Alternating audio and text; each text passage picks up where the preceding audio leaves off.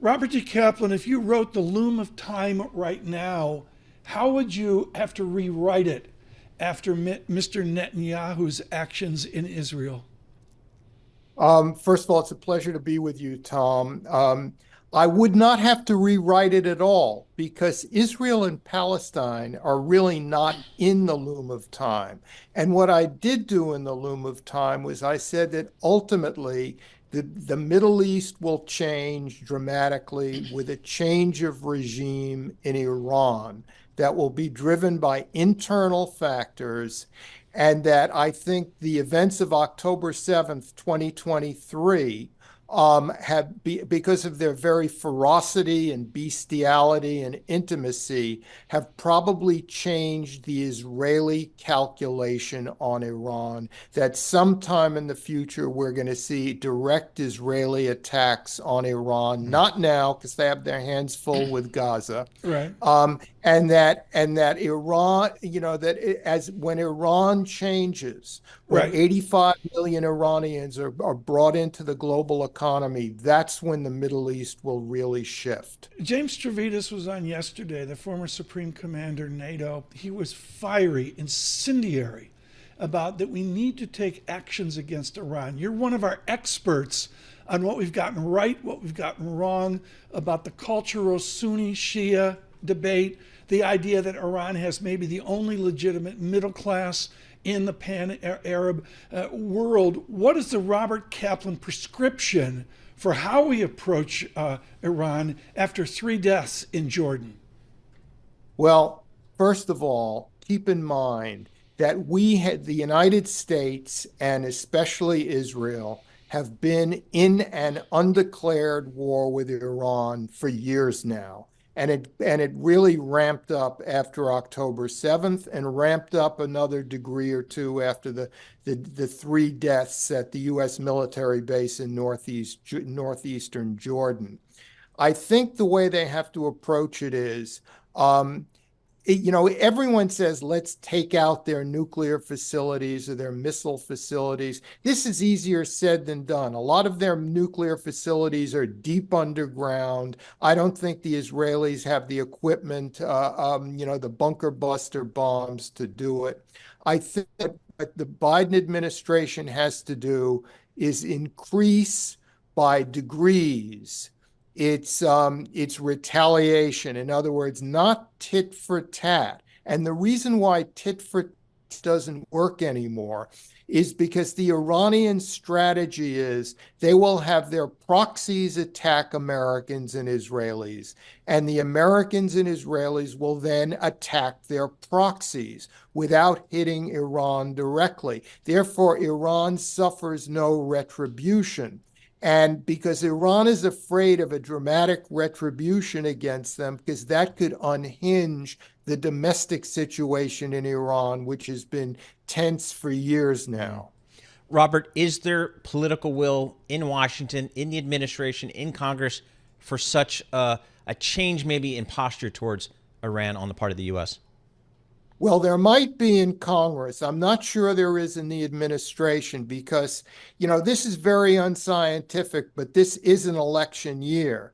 And a wide-ranging war in the Middle East may not help the Biden administration, or would probably hurt it. So I think that, in our system, the commander-in-chief makes the calls. All the powerful experts can give him this advice and that, but he has to make the judgment call. And I think he's ultimately fixated on getting reelected and doesn't want a wide-ranging war with Iran.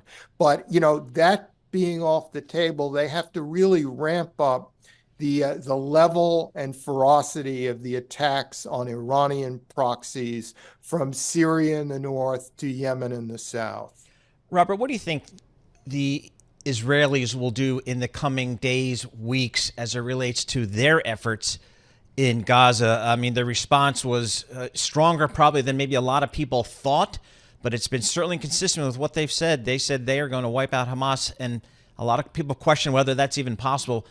What do they do from here, do you think? All right. Well, the problem the Israelis have is if they have a permanent ceasefire that allows in massive amounts of rebuilding and humanitarian aid, the way that Gaza society is structured is that the remnants of Hamas will take that aid and re-strengthen themselves. Humanitarian aid is one thing, but rebuilding aid will be stolen by Hamas, and then the Israelis will not be back to square one, but they'll be back a number of steps. Therefore, I think the Israelis will do everything to keep putting off American pressure, saying nice things to Secretary of State Antony Blinken, but ultimately to keep pressing on and fighting. Yes, there might be a ceasefire for a few weeks to get back maybe 100 hostages, because Netanyahu is under a lot of domestic pressure to get more hostages released. But in the medium term and the long term, I think they keep bombing. Though it will shift from these sort of, I wouldn't call it indiscriminate, but these wide-ranging attacks on infrastructure in the Gaza Strip and change to intelligence-driven, targeted, attacks. We get intelligence that these people are in such and such a building, we bomb it. And they will keep doing that, and they will keep methodically going after the tunnels, flooding them with seawater, etc. The media loves novelty. And there isn't a lot of novelty after you accept that the Israelis are bombing and flooding the tunnels. It just takes time. It takes many weeks. So the media thinks Israel is not making progress, but that's false. Robert Kaplan with us, folks. He will continue with us. Robert T. Kaplan, I can't say enough about his effort over the years. The Loom of Time was my book of the year. I just can't say enough about the span from Morocco to the stands off to the east. Of course, red and green in the screen here, the Dow up, everything else a little bit soft. Microsoft trading pretty much now where it was before. Robert Kaplan, I've got to go back because of the shock of our military at risk to the state of the Pacific. The jewel from years ago, Asia's cauldron, the South China Sea, and the end of a stable Pacific. We walked away from the Pacific Rim. Now we're coming back with 4 military bases sprawled across the Philippines, the debate of Taiwan. Give us an update on how you perceive the end of a stable Pacific. All right. First of all, the Chinese love to constantly bully and push around the Philippines, because the Philippines is a weak state compared to the other major states in the Pacific, but it is also a treaty ally, the highest form of ally with the United States. So whenever China bullies around the Philippines, Beijing is also poking Washington in the eye. I think what we've seen is the creation of this wall of sand where the Chinese have literally dumped sand, created atolls, built military bases in a very, in a very slow-moving fashion, in salami-sliced fashion, so that gradually over the last decade since I published Asia's Cauldron, the Chinese have essentially taken over the South China Sea without the United States being able to do much. It's been, they've done it by 1,000 cuts, and each one so small that for us to retaliate, we would seem to be over-retaliating. I'm going to cut in here because I know Paul wants to jump in. One final question on that. If it's been by 1,000 cuts, what are there 1,000 cuts as it relates to Taiwan? Remember, the Taiwan is the northern border of the South China Sea. It is the cork in the bottle of the South China Sea. So by taking over the South China Sea, China makes tremendous progress in enveloping and making an end run around Taiwanese sovereignty. Robert, we've seen economic data coming out of China much weaker than maybe people would have expected with the reopening of that economy. How does that change maybe the calculus of President Xi as he thinks about the positioning of China in that part of the world, also vis-a-vis the U.S.?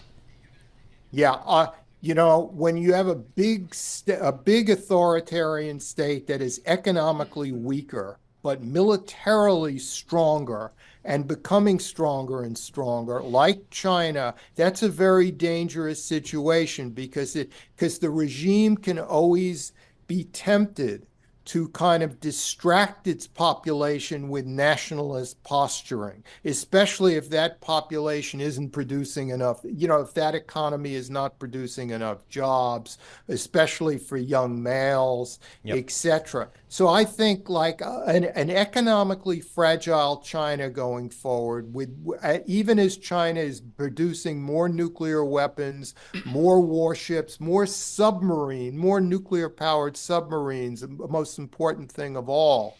I think it's a very tense situation. The combination of those two factors. Yep, and I guess from the technology standpoint, it really feels like there's a technology Cold War between China and the West. What do you think the U.S.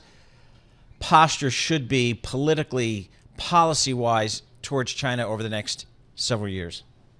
Look, we have to avoid at all costs a major hot war in the Pacific. The markets around the world have absorbed in very well 25 years of warfare in the Middle East. They've absorbed warfare in Ukraine. They've made adjustments. They've priced it in. But a hot, high-end war in the Pacific would be like COVID-19. It would be like an extinction level event for a period of time for markets. It would disrupt supply chains in a big way and all of that. So how do you avoid a hot war? Well, you get to what I call a post-Cuban Missile Crisis situation. The Cuban Missile Crisis, both superpowers stared into the abyss and they were absolutely terrified. And afterwards, you got the hotline established, nuclear arms limitation talks, nuclear test ban treaty, ultimately détente. That's what we have to get to with China without having a Cuban Missile Crisis. Dr. Kaplan, I'm running out of time. Robert T. Kaplan, as simple as I can make it, do we have a foreign policy now? After the tumult of the last X number of years of presidential politics, all that's going on in Washington, whatever anybody's political affiliation, do you see a foreign policy in this nation? I do, but I see it in danger of changing by 180 degrees every 4 years. We don't have the continuity of a foreign policy the way we used to have.